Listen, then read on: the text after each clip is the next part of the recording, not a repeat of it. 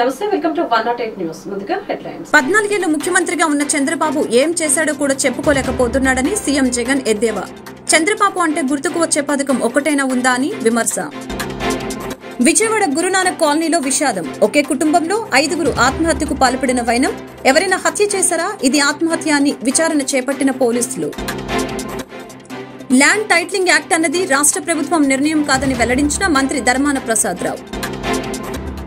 రాష్ట్రంలో కూటమి ప్రభుత్వం అధికారంలోకి రావాలని జిల్లా పరిషత్ మాజీ చైర్పర్సన్ గద్దె అనురాధ పిలుపు. AP CM YS Jaganmohan Reddy టంగుటూరులో ఎన్నికల ప్రచార సభలో పాల్గొని మాట్లాడారు. వైఎస్ఆర్ కాంగ్రెస్ పార్టీ నేతలు ఈ సందర్భంగా AP CM YS Jaganmohan Reddy టంగుటూరులో ఎన్నికల ప్రచార సభలో పాల్గొని మాట్లాడారు. మంగళవారం ఉదయం 10 గంటలకు టంగుటూరులో జరగనున్న సీఎం బహిరంగ సభలో రాష్ట్ర మంత్రి కొండపి వైసీపీ ఎమ్మెల్యే అభ్యర్థి doctor Adimulapu Suresh, AP CM YS Jaganmohan Reddy టంగుటూరులో ఎన్నికల ప్రచార సభలో పాల్గొని మాట్లాడారు. ఇచ్చాడు ఈ పెద్ద మనిషి చంద్రబాబు నాయుడు. ఇదే పెద్ద మనిషి చంద్రబాబు నాయుడు రైతులకు ఉచితంగా పంటల బీమా ఏ రోజైనా ఇచ్చాడా? ఈ పెద్ద మనిషి చంద్రబాబు నాయుడు గారిని అడుగుతా ఉన్నాం. రైతులకు సమయానికి సీజన్ ముగిసేలోగానే ఇన్పుట్ సబ్సిడీ ఇచ్చిన చరిత్ర ఏ రోజైనా ఒక్క రోజైనా ఉందా చంద్రబాబు నాయుడుకు అని అడుగుతా ఉన్నా. 0 వడ్డీకే రుణాలు ఈ పెద్ద మనిషి ఇచ్చాడా లేక ఎగరగొట్టాడా అని అడుగుతా ఉన్నాను మీ అందరి సమక్షంలో. పెట్టుబడికి సహాయంగా రైతు భరోసాగా ఈ పెద్ద మనిషి చంద్రబాబు నాయుడు గారు ఏ ఒక్క రోజైనా ఏ ఒక్క రైతుకైనా కూడా రైతుకు పెట్టుబడికి సహాయంగా తోడుగా రైతు భరోసాగా ఏ ఒక్క రోజైనా ఇచ్చాడా అని అడుగుతా ఉన్నాను మీ అందరినీ.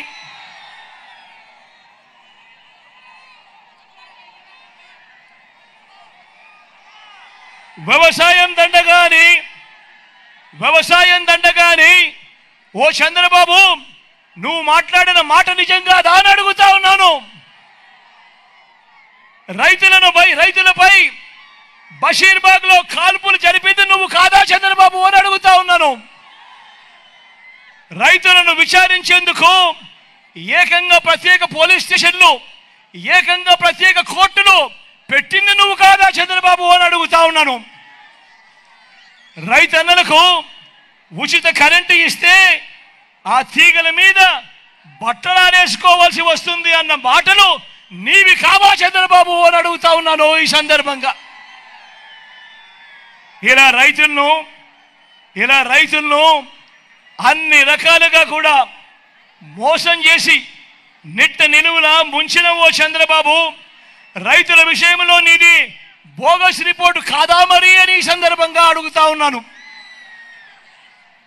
మరి ఒక్కసారి మీ జగన్ రైతులకు ఏం చేశాడు, వ్యవసాయానికి ఏం చేశాడు అని కూడా చూద్దామా?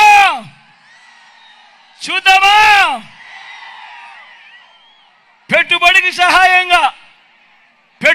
సహాయంగా గతంలో ఎప్పుడూ జరగనట్టుగా ఓ రైతు భరోసా ఇచ్చినది ఈ 58 నెలల కాలంలోనే మీ బిడ్డ కాదా అని అడుగుతా ఉన్నాను. సకాలంలోనే ఇన్పుట్ సబ్సిడీ సీజన్ ముగిసేలోగానే ఇన్పుట్ సబ్సిడీ ఇస్తా ఉన్నది ఈ 58 నెలల్లోనే కాదా అని అడుగుతా ఉన్నాను. గ్రామాలలో రైతు భరోసా కేంద్రాలు తీసుకొచ్చింది ఈ 58 నెలల కాలంలోనే కాదా అని అడుగుతా ఉన్నాను. 9 గంటలు పగటిపూటే నాణ్యమైన ఉచిత విద్యుత్ ఈ క్రాప్ చేసి మరి ఉచిత పంటల బీమా గిట్టుబాటు ధరలు ఆర్బీకే ద్వారా నాణ్యమైన విత్తనాలు ఎరువులు పురుగుల మందులు సలహాలు దళారులు లేకుండా పంటల కొనుగోలు ఇవన్నీ కూడా జరిగింది ఎప్పుడు ఈ 58 నెలల కాలంలోనే మీ బిడ్డ ముఖ్యమంత్రిగా ఉండగా కాదా అని అడుగుతా ఉన్నాను. ఈ సందర్భంగా తూర్పు నియోజకవర్గంలో 10 సంవత్సరాలుగా ఎమ్మెల్యేగా ఉండి గద్దె రామ్మోహన్ ఎందుకు అభివృద్ధి పనులు చేయలేకపోయారో చెప్పాలని తూర్పు నియోజకవర్గం వైసీపీ ఎమ్మెల్యే అభ్యర్థి దేవినేని అవినాష్ తెలిపారు. ఇన్ఛార్జిగా ఉన్న సమయంలోనే కోట్లాది రూపాయలతో అభివృద్ధి పనులు చేసిన తనను ప్రజలు ఆశీర్వదించాలని, ఒక్కసారి అవకాశం ఇస్తే మీకు మరింత సేవ చేసుకునే అదృష్టం లభిస్తుందని పేర్కొన్నారు. తూర్పు నియోజకవర్గంలోని 18వ డివిజన్ పాత ఆంజనేయ స్వామి గుడి ప్రాంతంలో తూర్పు నియోజకవర్గ వైసీపీ ఎమ్మెల్యే అభ్యర్థి దేవినేని అవినాష్ ఫ్లోర్ లీడర్ వెంకట సత్యనారాయణతో కలిసి ఎన్నికల ప్రచారం నిర్వహించారు. ప్రతి గడపకు వెళ్లి ప్రజల్ని ఆప్యాయంగా పలకరిస్తూ ఓట్లను అభ్యర్థించారు. ఈ క్రమంలో ఆయన మాట్లాడుతూ ఈ డివిజన్లో 5 సార్లు ప్రతి గడపకు వెళ్లడం జరిగిందని తెలిపారు. నియోజకవర్గంలో జరిగిన ప్రతి పని జగన్ హయాంలో చేసిందేనని చెప్పారు. పార్కులు, రోడ్లు, కమ్యూనిటీ హాల్స్, కొండ ప్రాంతాల్లో మెట్లు, డ్రైన్లు, లైట్లు, సబ్స్టేషన్లు, రిటర్నింగ్ వాల్ నిర్మాణం చేశామని చెప్పారు. గద్దె రామ్మోహన్ వ్యాఖ్యలు దుర్మార్గమని, అర్థం లేని ఆరోపణలతో ప్రజల ముందుకొస్తున్నాడని అన్నారు. 2000 కోట్ల అభివృద్ది పనులు చేశామని చెప్పే గద్దె రామ్మోహన్ ఆ పనులు ఎక్కడ ఉన్నాయో మాకు చూపించాలని డిమాండ్ చేశారు. మేము చేసిన అభివృద్ది చూపిస్తున్నాం, మీరు చేసింది చూపించడానికి సిద్దంగా ఉన్నారా అని సవాలు విసిరారు. ప్రజలు చీకొట్టి పంపిస్తూ ఉంటే గద్దెకి ఏం చేయాలో అర్థం కావటం లేదని అన్నారు. రాష్ట్రంలో కూటమి ప్రభుత్వం అధికారంలోకి రావాలని జిల్లా పరిషత్ మాజీ చైర్పర్సన్ గద్దె అనురాధ పిలుపునిచ్చారు. తూర్పు నియోజకవర్గం 3వ డివిజన్లో ఎన్డీఏ కూటమి బలపరిచిన తెలుగుదేశం అభ్యర్థులు ఎమ్మెల్యేగా గద్దె రామ్మోహన్ ను, ఎంపీగా కేశినేని చిన్నిని గెలిపించాలని ఆమె ఎన్నికల ప్రచారం నిర్వహించారు. ప్రతి ఇంటికి వెళ్లి కూటమి అధికారంలోకి రాగానే జరగబోయే సంక్షేమ అభివృద్ది కార్యక్రమాల గురించి వివరించారు. కూటమి ప్రభుత్వంలో సూపర్ 6 పథకాలను ప్రతి ఒక్కరికి అందేలా చేస్తామని హామీ ఇచ్చారు. రాక్షస పాలన పోవాలని, సంక్షేమ పాలన రావాలని, ప్రతి ఒక్కరు సైకిల్ గుర్తుపై ఓట్లు వేయాలని కోరారు.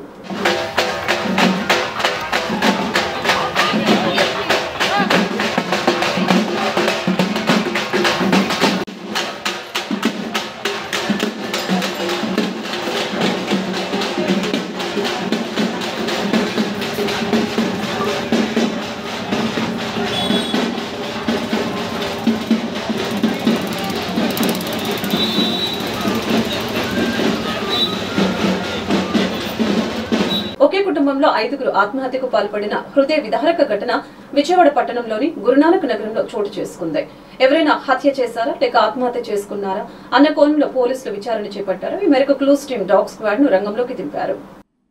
విజయవాడ గురునానక్ కాలనీకి చెందిన డాక్టర్ శ్రీనివాస్ తన భార్య, 2 పిల్లలు, తల్లితో కలిసి జీవనం కొనసాగిస్తూ ఉన్నాడు. ఈ క్రమంలోనే నేడు తన ఇంటి బయట డాక్టర్ శ్రీనివాస్ ఉరివేసుకోగా ఇంటి లోపల భార్య, పిల్లలు, తల్లి వికట జీవులుగా పడి ఉన్నారు. స్థానికుల సమాచారం మేరకు ఘటనా స్థలానికి చేరుకున్న పోలీసులు స్పాట్ కు చేరుకుని ఇంటిని క్షుణ్ణంగా పరిశీలించారు. అనంతరం కేసు నమోదు చేసుకుని వారిని ఎవరైనా హత్య చేశారా లేక ఆత్మహత్య చేసుకున్నారా అన్న కోణంలో విచారణ చేపడుతూ ఉన్నారు. ఈ మేరకు క్లూస్ టీమ్ డాగ్ స్క్వాడ్ ను రంగంలోకి దింపారు. ఘటనకు సంబంధించి పూర్తి వివరాలు ఇంకా తెలియాల్సి ఉంది. 36వ రోజు కూడా ఎన్నికల ప్రచారంలో అలుపెరగని బాటసారిగా గడప గడపకు వెళ్లి జేవి అగ్రహారంలో ప్రజలకు వైసీపీ ప్రభుత్వం రావడంపై భీమిలి వైసీపీ పార్టీ ఎమ్మెల్యే అభ్యర్థి అవంతి అవగాహన కల్పించారు.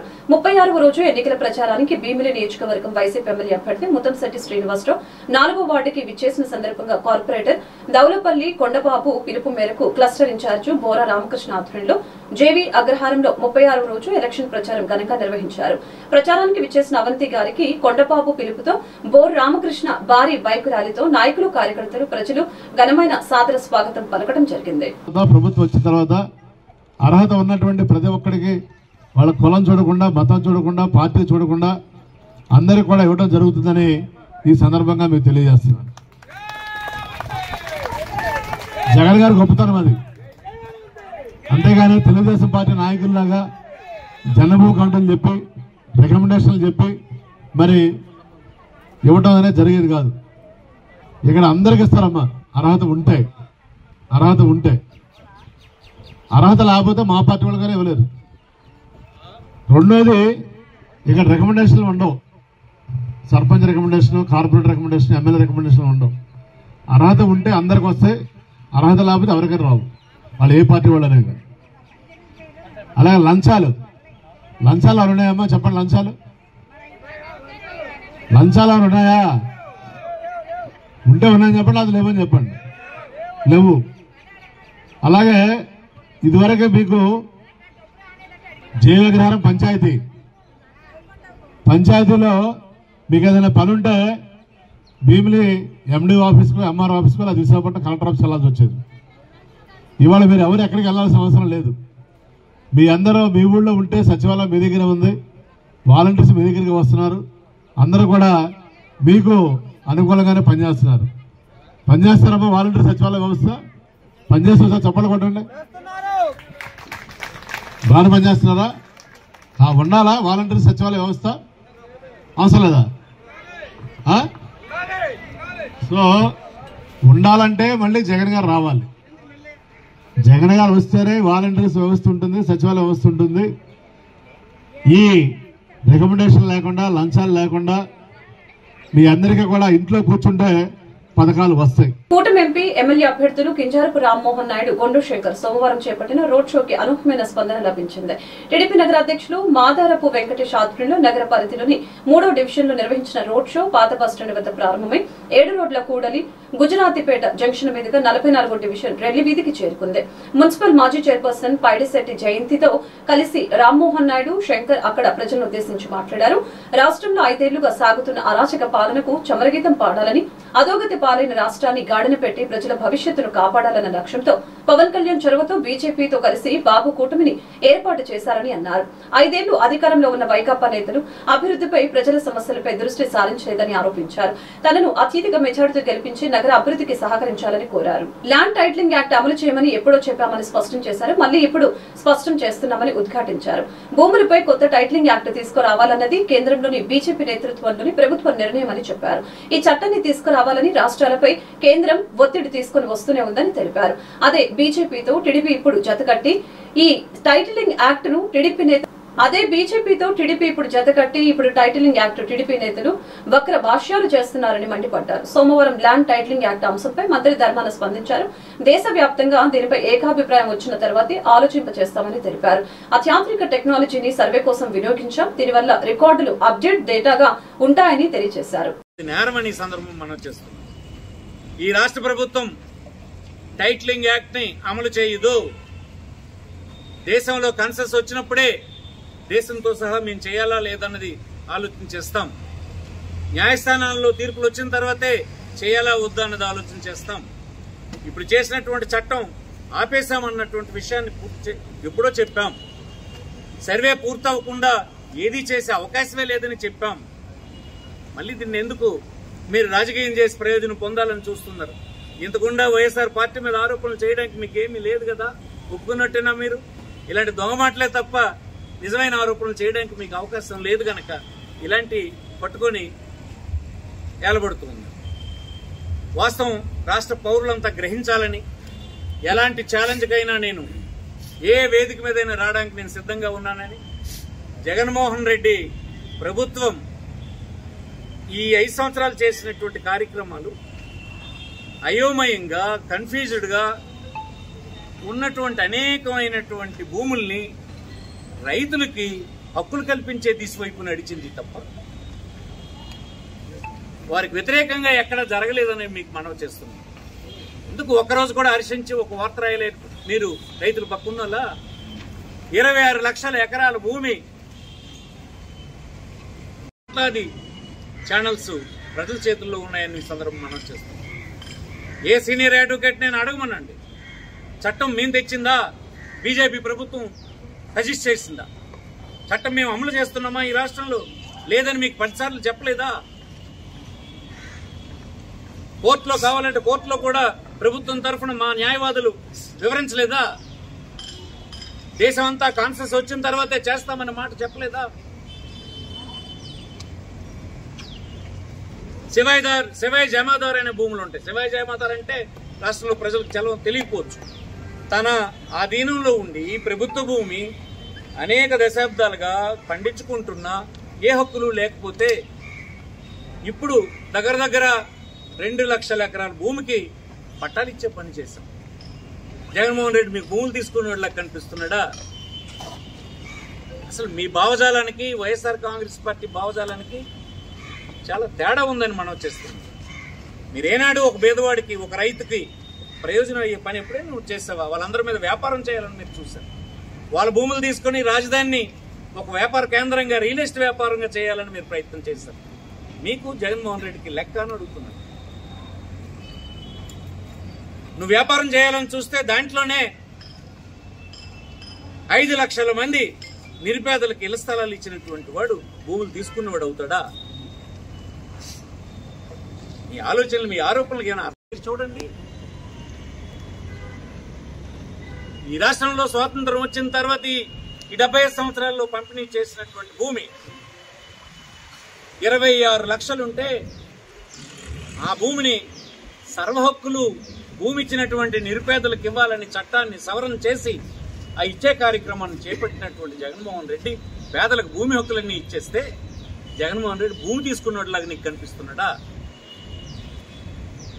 స్వాతంత్రం వచ్చి ఇప్పటి వరకు ఇల్లు కనీసం లేదని బాధపడుతున్నటువంటి పేదలకి 12,800 కోట్ల రూపాయలు ఖర్చు పెట్టి భూమి కొని 31 లక్షల మందికి హౌస్ సైట్స్ ఇచ్చినటువంటి గొప్ప నాయకుడు జగన్మోహన్ రెడ్డి అయితే అతను పేదల దగ్గర నుంచి భూమి తీసుకుని ఇచ్చినట్టు నీకు కనిపిస్తున్నాడా?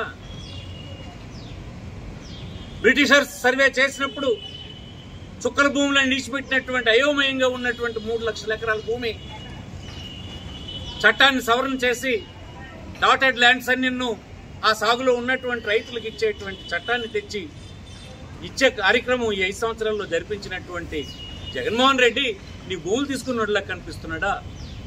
అబద్ధాల కోర్లు.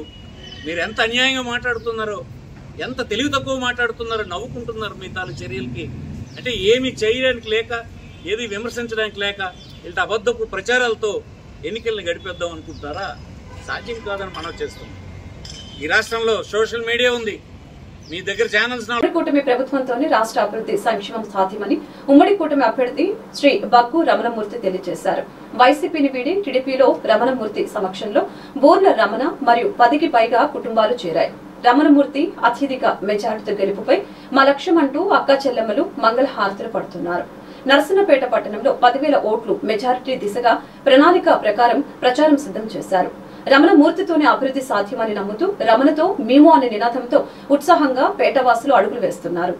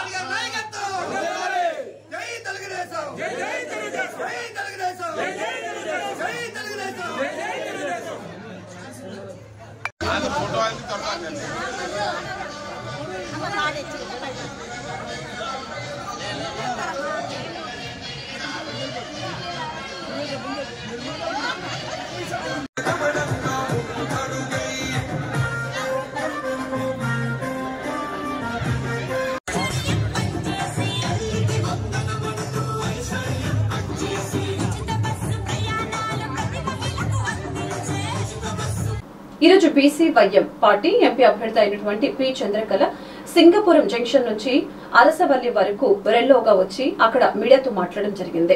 బీసీవైఎం పార్టీ అధికారంలోకి రాగానే ప్రతి ఒక్క రైతుకి ఒక ఆవునిస్తామని, అలాగే ప్రతి ఒక్క నిరుద్యోగి ఉద్యోగ కల్పన కల్పిస్తామని, మరియు ప్రతి ఒక్క ఆడపడుచుకి 1,500 రూపాయలు ఇస్తామని ప్రకటించారు. అలాగే త్రాగునీటి సౌకర్యాలు, అలాగే ముఖ్యంగా రైతులకి ఎటువంటి లోటు లేకుండా చూస్తామని, ప్రతి మండలాల్లో వైద్య సౌకర్యాలు లోటు లేకుండా చూస్తామని చెప్పారు. ఎంపీ అభ్యర్థులైన గోరపత్రి చంద్రకళ నేను నాతో పాండ్య ప్రసాద్ ఎమ్మెల్యే ఇక్కడ ర్యాలీ చేయడం జరిగింది. బడుగు బలహీన వర్గాలను దృష్టిలో పెట్టుకొని రైతు శ్రేయస్సును ప్రజా సంక్షేమాన్ని దృష్టిలో పెట్టుకొని మన రామచంద్ర యాదవ్ గారు బీసీవై పార్టీని ఆవిర్భవించడం జరిగింది. ఈ పార్టీ యొక్క ముఖ్య ఉద్దేశం ఏమనగా ప్రజా సంక్షేమమే ధ్యేయంగా పెట్టుకొని ప్రజలను మేము పాలించాలనే ఉద్దేశంతో రాజకీయ పరంగా అయితేనేమి, ప్రజల శ్రేయస్సు పరంగా అయితేనేమి దృష్టిలో పెట్టుకొని అందరం రాజకీయ పరంగా ప్రజలకు సేవ చేయాలని నేను కోరుకుంటున్నాను. మనందరి అధినేత అయిన రామచంద్ర యాదవ్ గారు రాజకీయం అనేది చేతిలో లేకుండా ఎంతోమంది వేల మంది ఉద్యోగ మేళ పేరుతో చాలామంది నిరుద్యోగ యువతకు ఉద్యోగాలు కల్పించడం జరిగింది. అలాంటి అధినేతను మనం గెలిపించి శాసనసభకు పంపిస్తే ప్రజల యొక్క సంక్షేమాన్ని అతను దృష్టిలో పెట్టుకుని నిరుద్యోగంతో ఉన్న యువతకు కూడా తన ఉద్యోగం కల్పిస్తారు. మహిళల పరంగా అయితేనేమి మహిళలకైతే మన బీసీవై పార్టీలో 60 శాసనసభ స్థానాలను 7 లోక్సభ స్థానాలను కల్పించడం జరిగింది. అలాగే డిగ్రీ చదువుకున్న ఉద్యోగులు నిరుద్యోగంతో ఉన్న వాళ్ళందరికీ ఉద్యోగం మేళ పేరుతో వాళ్ళందరికీ ఉద్యోగంతో పాటు ఆహారం వసతి వాళ్ళకి 2500 ప్రోత్సాహ నిధి కింద కూడా అందించడం జరుగుతుంది. అదే అమ్మాయిలైతే even degree or PG medicine వరకు కూడా వాళ్ళకి ఫ్రీగా ఎడ్యుకేషన్ కూడా అందించడం జరుగుతుంది. అలాగే అబ్బాయిలు ఈ డిగ్రీ పూర్తి చేసి చాలామంది సోదరులందరూ నిరుద్యోగంతో బాధపడుతున్నారు. అందరూ మధ్యతరగతి ఫ్యామిలీ నుంచి వచ్చిన వాళ్ళే. మన ప్రభుత్వం వస్తే మన రామచంద్ర యాదవ్ గారు ప్రైవేట్ కంపెనీల్లో ప్రతి 3 నెలలకు ఒకసారి పోస్టులను జారీ చేయడం జరుగుతుంది. అలాగే ప్రభుత్వ ఉద్యోగ శాఖల్లో అయితే 6 నెలలకు ఒకసారి ప్రభుత్వ ఉద్యోగాలను భర్తీ చేయడం జరుగుతుంది. మహిళలకైతే మహిళలకు మన బీసీవై పార్టీలో పెద్దపీట వేయడం జరిగింది. మహిళలు మహారాణులు అని ప్రతి నియోజకవర్గంలో ఆరోగ్యపరంగా అయితే మా అందరికీ ఆరోగ్య పరీక్షలు ఫ్రీగా చేయడం జరుగుతుంది. అలాగే ప్రతి విద్యార్థులకు రాష్ట్రం మొత్తం పైన ఎక్కడ తిరిగినా ఫ్రీ బస్ సౌకర్యం కల్పించడం జరుగుతుంది. విద్యార్థులందరూ ఇప్పుడు ఎంతోమంది నిరుద్యోగంతో బాధపడుతున్నారు. ప్రతి విద్యార్థికి ఉద్యోగ భరోసా ఇవ్వాలనే ప్రతి జిల్లాలో నైపుణ్యాభివృద్ధి శిక్షణా కేంద్రం కింద ఈ ఉద్యోగం లేని ఎవరైతే యువత ఉన్నారో వాళ్ళందరికీ దత్తత తీసుకొని ఉద్యోగ భరోసా కింద వాళ్ళకి ఉద్యోగం వచ్చే వరకు ఆహారం వసతి ఇప్పిస్తూ వాళ్ళకి 2500 ప్రోత్సాహ నిధిని కూడా అతను అందించడం జరుగుతుంది. అలాగే మన మీడియా సోదరులు జర్నలిస్టు మీరందరూ ఎవరైతే ఉన్నారో మన ప్రభుత్వం వస్తే మీ అందరికీ 15 సంవత్సరాలు ఎవరైతే సీనియర్టీ కలిగి ఉన్నారో వాళ్ళందరికీ ఫ్రీగా మీకు పెన్షన్లు అలాగే ఇల్లు స్థలాలను కూడా పంపిణీ చేయడం జరుగుతుంది. రైతే దేశానికి వెన్నెముక లాంటి వారు. అలాంటి రైతు కోసం మన బీసీవై పార్టీ అధికారంలోకి వస్తే ప్రతి ఒక్క రైతుకి ప్రతి ఇంటికి ఒక ఆవుని అలాగే రైతులు వ్యవసాయం పట్ల రైతులందరికీ 50 మందిని ఒక గ్రూప్గా చేసి వ్యవసాయ పనిముట్లను ఇతర యంత్రాలను ఒక ట్రాక్టర్ను 50 మందిని ప్రతి రైతులకు అందించడం జరుగుతుంది. అలాగే ప్రతి ఒక్క పోలీసు ఉద్యోగులకు వారానికి 2 సెలవు దినాలు అలాగే మహిళలు ఎవరైతే ప్రభుత్వ శాఖల్లో ఉన్నారో వాళ్ళకి 3 ఐదు సెలవులు కూడా వాళ్ళకి ఎప్పుడైతే వీలుగా వాడుకునే విధంగా కల్పించడం జరుగుతుంది. అలాగే ప్రతి డిఫెన్స్ జిల్లాకి ఒక డిఫెన్స్ అకాడమీ కూడా మన ప్రభుత్వం వస్తే డిఫెన్స్ అకాడమీ జిల్లాలో పెట్టడం జరుగుతుంది. అలాగే సిబిఎస్ బడులు కూడా నియోజకవర్గంలో సిబిఎస్. ఈరోజు విజయవాడ పశ్చిమ నియోజకవర్గం 45వ డివిజన్ అధ్యక్షులు పేరం సత్యనారాయణతో కలిసి టీడీపీ బీజేపీ జనసేన ఉమ్మడి అభ్యర్థుల ప్రచారం చేయడం జరిగింది. సితార సెంటర్ నుంచి మొదలై రాజుగారు plots, Ambedkar road, Rotary Nagar road, Prajashakti Nagar, Kabela centre వరకు ప్రచారం జరిగింది. ఈ ప్రచారంలో ప్రజల వద్దకు వెళ్లి వారి కష్ట నష్టాలను తెలుసుకుని వారు అధికారంలోకి రాగానే మీ సమస్యలు పరిష్కరిస్తామని తగు న్యాయం చేస్తామని వ్యాఖ్యానించారు. విజయవాడ పార్లమెంట్ కూటమి అభ్యర్థి కేశినేని శివనాథ్ చిన్ని మాట్లాడుతూ పశ్చిమ నియోజకవర్గం అసెంబ్లీ కూటమి అభ్యర్థి ఎలమంచిలి సత్యనారాయణ చౌదరి వీరు మద్దతుగా ఉత్తరాంధ్ర జిల్లాల ఇన్ఛార్జి మాజీ ఎమ్మెల్సీ బుద్దా వెంకన్న, మాజీ పోలీస్ హౌసింగ్ కార్పొరేషన్ చైర్మన్, రాష్ట అధికార ప్రతినిధి నాగుల్ మీరా, తెలుగుదేశం పార్టీ రాష్ట కార్యనిర్వాహక కార్యదర్శి ఎంఎస్ బేగ్, బీజేపీ నాయకులు, జనసేన నాయకులు పాల్గొనడం జరిగింది. ఈ కార్యక్రమానికి తెలుగుదేశం, బీజేపీ, జనసేన పార్టీ కార్యకర్తలు, అభిమానులు పాల్గొన్నారు.